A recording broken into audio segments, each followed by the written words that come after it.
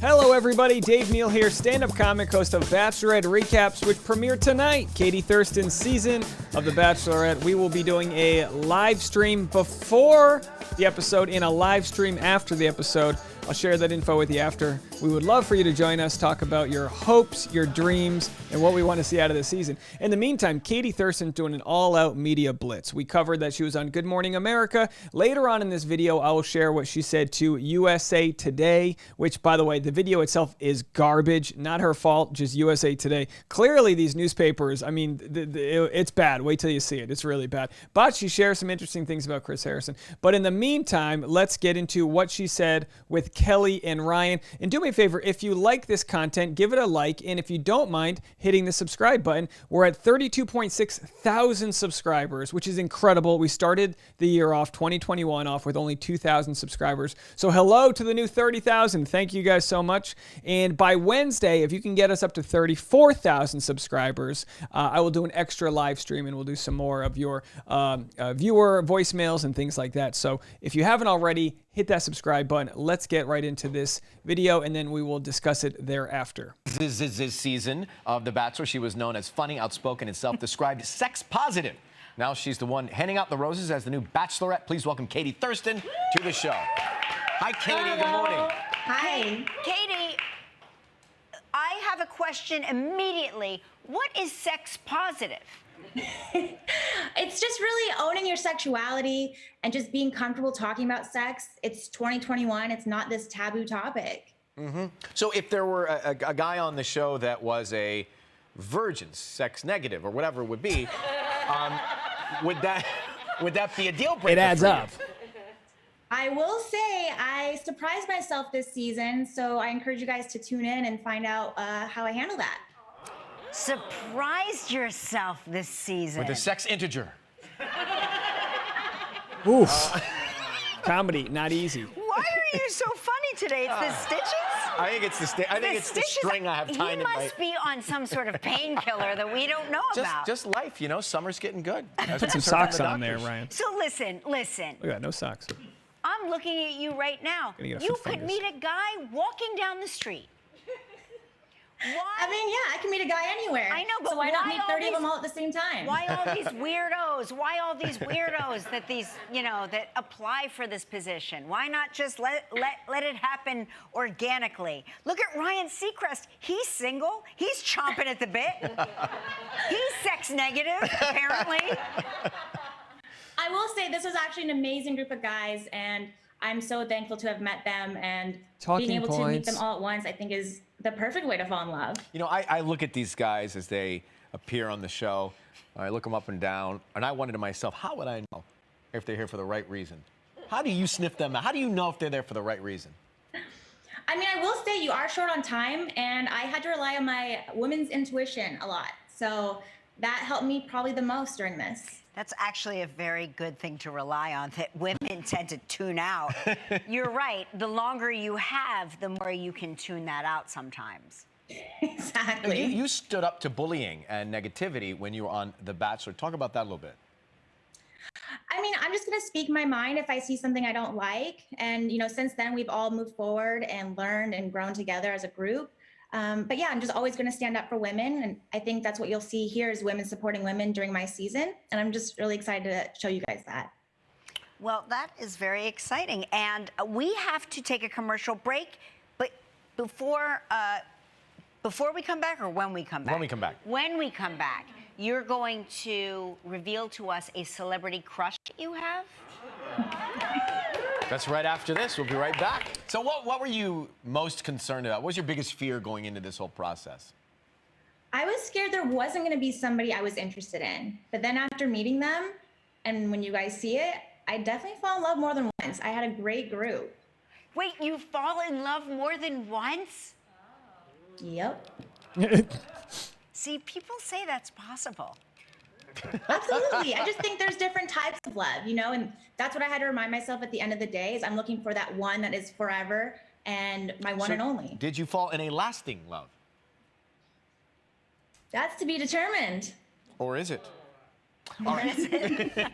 Let's get to your biggest celebrity crush. They tell us you have someone that you think about often when you're not thinking about all the men that you're in love with. Okay, this was an old celebrity crush, okay? In high school, I did mail a letter to Robert Pattinson to his fan mailbox. Edward Cullen? Hang on. Team Edward. Did you just call? Yeah, Edward Cullen. Did you just call Robert Pattinson old? I mean, it was a long time ago. We are like the Crypt Keepers. Yeah, you are. And no response yet, I guess? He never wrote back. Well, there's always What time. would you do if Robert Pattinson got out of the car? I have no idea. I'd probably just be living like every girl's fantasy when we were in high school. Do you know what ABC should do if ABC was smart? They should contact Robert Pattinson. And at whatever the Bachelorette reunion thing where it's like everybody tells all, suddenly he shows up with a rose. Katie's journey begins tonight on The Bachelorette on ABC. Thank you for coming on. Now We'll see listen, you I'll later. say this. It's very hard to do live TV, especially when they do it every day. I can only imagine. But hot garbage was that interview. Listen, it's like they've got a dynamic, and this isn't Katie's fault. It's not really their fault. But when you bring someone in on Zoom and like they're trying to get in their joke and she's trying to get in hers, my head wants to explode. It's like, ugh, I get it. What are they gonna do? But hot garbage, I love it. I would take that job. Yeah, I think I would. You know, I'm already doing it. I'm having a coffee bowl. You know, at least on their job, they don't have to edit the videos. I got to come up with stupid thumbnails being like, Katie said what? So anyway, Katie posted this. This is where she was because golly, was her skin not glowing? Was that a double negative? Her skin looked amazing is what I'm trying to say. She's got the little, she's got the ring light there, which is what I'm using, which makes us all look 10 years younger. I'm 92 years old. And she's got this, what is this? She's got a little cold brew there in the corner. That's what you want on the bottom left there. Nothing but cream and coffee right there. That's going to keep you going because she's having a busy day. I'm assuming she's on the West. Is she on the West Coast? I think she's on the West Coast, right? So she did this. She did Good Morning America. She was in Santa Monica on Saturday. She's West Coast promoting, getting up early for that East Coast stuff, doing her thing. Not bad. And I mean, look, she looks amazing on this. That's nice, glowy skin. When you're in your 30s, take it from me, right? You're in your 30s, cracks start emerging. Get a ring light. It fills in all the crap. When you start to get in your 30s, you look at overhead lighting like, I'll fight you. Bring that stuff right on, right where the Lord can't see. You know what I mean? Anyway, so she says a few things, I actually enjoy Ryan's joke about sex negative, positive negative, you know what I mean? And magnetism there. Obviously, that's not what it means. And not sex negative if you are a virgin. It's sex negative if you shame somebody for speaking about their sexuality is what it is. Sex positive is really just a baseline idea that my body, I'll do with it what I want, and you're not going to shame me, which is so refreshing. And why Katie Thurston had mentioned that Caitlin Bristowe was one of her favorites because Caitlin Bristowe came up like a couple years ago, right? 5 years ago, 4 years ago, when 4 years ago, when everyone sex shamed her, slut shamed her really for having sex before the fantasy suite. Ooh, before the fantasy suite where you bump Harrison's in a windmill. No way, what could be?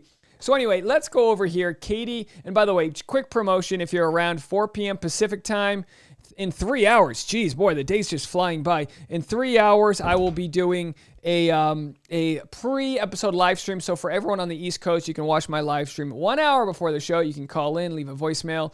And after the show tonight, late night West Coast style, I'll be doing a recap as well. A live stream as well with the recaps coming tomorrow. So lots of content. Hit the subscribe button if you haven't already. Set your alerts and come join us. Now, listen, do we have enough time to talk about this? Yeah, we'll talk about this. So here's Bachelorette Katie Thurston discussing her season on USA Today.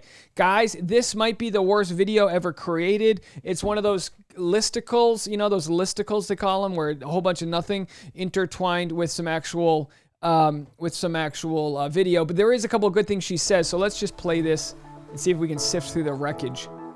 So there it is, Match Game season, some stupid music in the background. Okay, Katie finished 11th. She became... I think I'm most excited for the viewers to meet the men because this is really a good group of guys. 31 years old, from Washington State. All right, find her love, blah, blah. Come on, get to it. Just play the clip.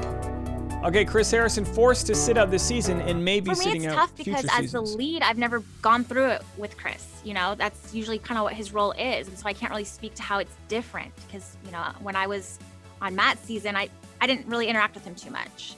And so for me, it was just great having Caitlin and Tayshia there because I really don't think I could have done it without them. Stupid music, right?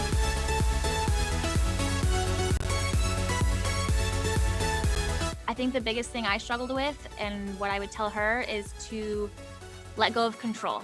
Because you can't be in control of everything. You can plan all you want, but life's going to happen the way it's supposed to happen. And just really embrace that. 30 men lined up to try and win Katie's heart. Is she engaged? I wish I could tell you something, but all I can say is tune in and find out. Yeah, we will. All right, Life, USA Today. There it is, folks. What an amazing video. Can I, do you guys want me to Venmo you for that time you just spent watching that with me? Boy, that was horrible, right? Nothing she can do. Like, why didn't they just share the whole video? Well, like, what's wrong with them? What do they have to just air the video, air the interviewers' questions, whatever. So anyway, Claire and Emma Pod on Instagram, Bachelor Podcast, had posted this, which is interesting in talking about Chris Harrison. Chris Harrison, host of The Bachelor for 20 years and the face of the ABC franchise, is now negotiating his exit, according to two sources. Like many couples on the show, it's definitely not an amicable split. So anyway, the rest of that info can be found on their newsletter or whatever. Of course it's not an amicable split. He hired Brian Friedman, power attorney. I think that's what it is, right? Power attorney, Brian Friedman, to negotiate his exit because he's not going to go down without collecting his due sum. I don't know what his deal is, but he's been a part of the show for 20 seasons, and he's entitled to a hefty paycheck because he helped build that show with the producers. Whether you like what happened or not, it's really not. It really doesn't make a difference to the terms that he's going to settle with the show. If, say, he's fired and he doesn't collect any money, then he doesn't sign an NDA on his way out, which means he can start talking and leaking info about what went down, how much the Bachelor producers had to do with all of the things that happened to sort of stoke the racial divides and the gender issues and all the different issues that happen on the show. The last thing Bachelor producers want is for their secret recipe to get out. So they're going to pay Chris Harrison a lot of money. My guess around $20 million, but a lot of money if he ends up leaving. I think that's, at this point, probably what's going to happen. Like I said before, I love a redemption story. I'd love to see him back, even with co-host. Why not have Tayshia and Chris Harrison? We're going to love to see the female energy, but it's still nice for all those people that say, well, I ain't going to watch a show if Chris Harrison's not involved. It'd be nice to, no offense to that accent there, but it'd be nice for all of those people to maybe evolve a little bit by showing Chris Harrison and a little bit of growth there, because I don't think there's any evolution if we don't get to see his growth, at least for the people that might be so specifically interested in him not losing his job due to cancel culture, else let's say. So anyway, we'll have to see how it is. Oh, I said it right there. Yeah, my guess is $20 million buyout. Oh, we'll have to see what happens. Well, anyway, if you guys want, I've got so much other content over here. My Patreon live stream, which is my private live stream, can be viewed for as little as $5 a month. I do an extra weekly live stream Q&A, different solo episodes, things like that. My podcast, you can check out all of that. And of course, join us for this pre-party. It's going to be taking place in 3 hours, depending on when you're watching this, 7 p.m. East Coast time, 4 p.m. West Coast time. And then, of course, after the West Coast showing at 10 p.m. Pacific Standard Time, I will be doing a post-episode live stream. We got a lot of people from Alaska all the way to Florida at 1 a.m. watching, so it's going to be a fun party. Ton of you guys are tuning in. Call in your voicemails. Let me know what you're doing to celebrate. Leave a comment, and we will talk to y'all in a little bit.